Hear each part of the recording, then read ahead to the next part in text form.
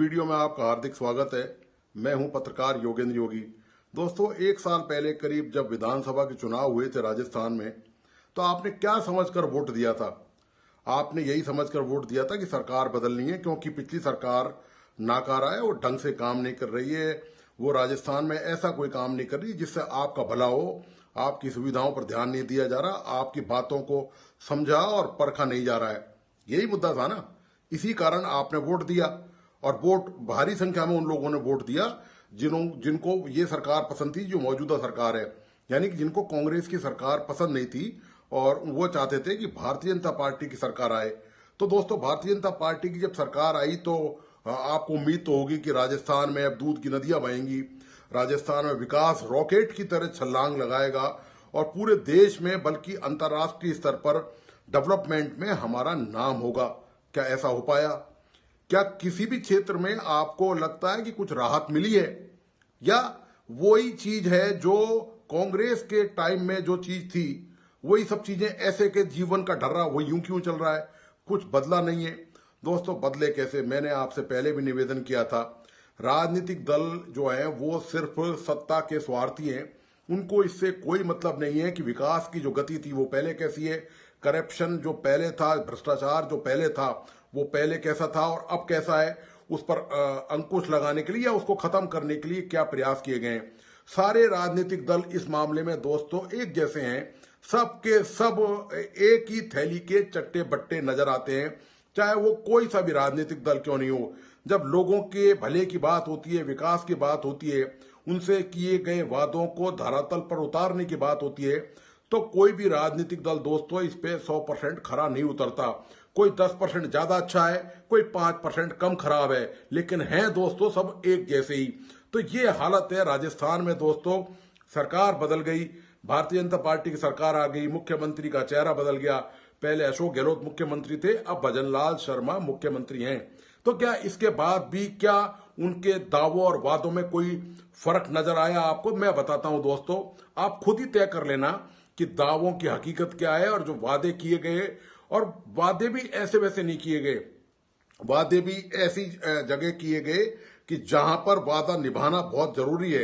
आप ये देखिए कहां वादे किए गए। ये जो मौजूदा नई सरकार है, भजनलाल की जो सरकार है, मुख्यमंत्री भजनलाल की, उन्होंने वादा किया विधानसभा में, पूरे प्रदेश की जनता से वादा किया, बजट में पिछले साल घोषणाएं की, और उन बजट घोषणाओं का अंजाम क्या हुआ? कहां है वो बजट घोषणाएं? आपको नजर आ रही हैं? मैं बताता हूं आपको दोस्तों, वो बजट घोषणाएं कहां पर हैं, आपको मैं बताता चलूं। ये देखिए, आपकी अगले सप्ताह नया बजट आने वाला है राजस्थान के में, वो विधानसभा में रखा जाएगा, बजट पास किया जाएगा। तो आप ये देखिए कि कुल ये हालत है राजस्थान में कि 39% जिलों में बड़ी घोषणाएं धरातल पर उतरी हैं। केवल 39%, यानी कि 100% यदि घोषणा की तो 39% ही केवल धरातल पर उतर पाई है। ये राजस्थान की सरकार और राजस्थान के नौकरशाहों का हाल है। सरकारी मशीनरी कैसे काम करती है उसमें कोई अंतर नहीं आया। ये मैं साबित करके बताना चाहता हूं, ये नौकरशाही जो है उसमें जरा भी परिवर्तन नहीं आया। उसके तौर तरीकों में, उसकी प्रवृत्ति में कोई डिफरेंस नजर नहीं आता।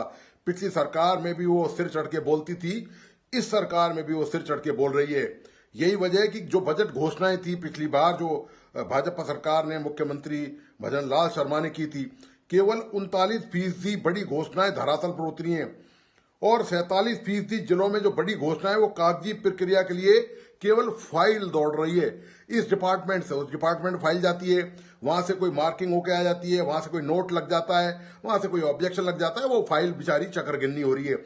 यानी कि फाइल चक्कर गिननी नहीं हो रही है, आपसे किए गए वादे जो हैं वो हवा हो रहे हैं, चक्कर गिननी आप हो रहे हैं। क्योंकि वोट आपने दिया है लोगों को, नेताओं को आपने जिताया है, पार्टी को आपने बदला है। तो जो 47% जो वायदे हैं वो उनका कोई अता पता नहीं है, वो वायदे कहां पर हैं, क्योंकि वो एक विभाग से दूसरे विभाग में वो फाइलें, वायदों की जो फाइलें हैं वो सिर्फ चक्कर काट रही हैं, वो इधर से उधर आ जा रही हैं। ये हालत है। और हालत ये है दोस्तों कि इसके अलावा आप देखिए, जो बड़ी घोषणाएं थी, मैं आपको बताता हुआ चलूं कि जो कागजों में जो घोषणाएं हैं वो कौन कौन सी हैं, जो कागजों में ही चल रही हैं। सिर्फ अलवर में घोषणा की थी सिल्ली सेठ से पानी लाने का टेंडर। सिल्ली सेठ जो है वहां पर एक झील है, वहां से पानी लाने का टेंडर ताकि पेयजल के लिए और कृषि के लिए पानी का इंतजाम किया जा सके। वो काम दोस्तों अधूरा है अभी भी। कोटा की बात करते हैं। ग्रीनफील्ड एयरपोर्ट के लिए टेंडर निर्माण ही नहीं हुआ वहां पर अभी तक। वह ग्रीनफील्ड एयरपोर्ट बनाया जाना था, पिछले बजट में घोषणा की गई है, ये सारी मैं आपको बताता चलूं, और वहां पर उसका निर्माण नहीं हुआ है। इसी तरह उदयपुर में देखिए आप, उदयपुर में क्या किया गया था, गोवर्धन विलास में 212 आवासों की लॉटरी जमीन अधिग्रहण बाकी, यानी कि 212 आवास बनाए जाने थे और अभी तक दोस्तों जमीन का ही अता पता नहीं है। ये कागजी जो ख्वाब है ना घर बसाने के और दिखाने के, ये उनकी हकीकत है। जोधपुर की बात करते हैं। जोधपुर में लूनी ग्राम पंचायत को नगर पालिका का दर्जा दे दिया, पर बजट ही जारी नहीं किया। सरकार भूल गई दोस्तों सरकार भूल गई। सरकार की याददाश्त बहुत कमजोर है। मेरा मानना यह है कि हम सबको मिलकर सरकार को बादाम खिलाने चाहिए कि सरकार ने जो वादे विधानसभा के पटल पे किए थे, बजट के दौरान जो वादे किए, उन वादों को सरकार याद करे, उन वादों को सरकार जमीन पर उतारे। उसके लिए सरकार बादाम खाए और हम और आप चंदा मांग कर, कहीं से जुगाड़ कर मेहनत मजदूरी करके सरकार के मुख्यमंत्री और तमाम मंत्रियों को वो बादाम जो है वो पूरी इज्जत से पेश करें कि सर आप ये बादाम खाइए, ताकि आपको अपने वादे जो बजट में आपने किए थे वो याद आ जाए। और प्लीज आपसे रिक्वेस्ट है हमारी आपकी, क्योंकि हमने आपको वोट दिया है, आप हमारे चुने हुए प्रतिनिधि हैं, आप कृपया इन वादों को पूरा कीजिए। खैर दोस्तों आगे चलते हैं। अजमेर में क्या किया, 2 नए थानों की घोषणा कर दी। केवल एक हरिबाबू उपाध्याय नगर थाना शुरू हो सका, दूसरे थाना दोस्तों कागजों में चल रहा है थाना, उसका कोई अता पता नहीं है। आप जानते हैं कि क्राइम जगह जगह बढ़ रहा है। पूरे रोज अखबार में आप खबर पढ़ते हैं मीडिया में कि कितने जबरदस्त तरीके से प्रदेश में अपराध हो रहे हैं। उस पर चर्चा अलग से वीडियो में करेंगे कभी इस मुद्दे को लेकर। राजस्थान में अपराधों की हालत क्या है वो एक अलग बात है, लेकिन यहाँ एक थाना ही खुल पाया, दूसरे का अता पता नहीं है। सलूम्बर की बात करते हैं। जाखम का पानी जयसंबंध में लाने के लिए डीपीआर बनी, लेकिन कार्य शुरू नहीं हुआ। यानी कि आपने कागज पे नक्शा तो तैयार कर दिया, सारी बात हो गई, उसकी मंजूरी के लिए तमाम चीजें हो गई, लेकिन वो काम ही नहीं शुरू हो सका।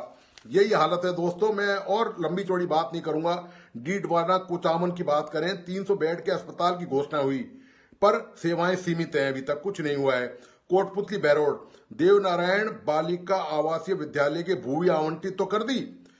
ये सब वोट बैंक के जुगाड़ करने के, इमोशनली जो वोट बैंक को, आप जानते हैं कि देवनारायण का मामला गुजरों से जुड़ा हुआ है, तो वो केवल वोट बैंक को प्रभावित करने के लिए भूमि आवंटित कर दी।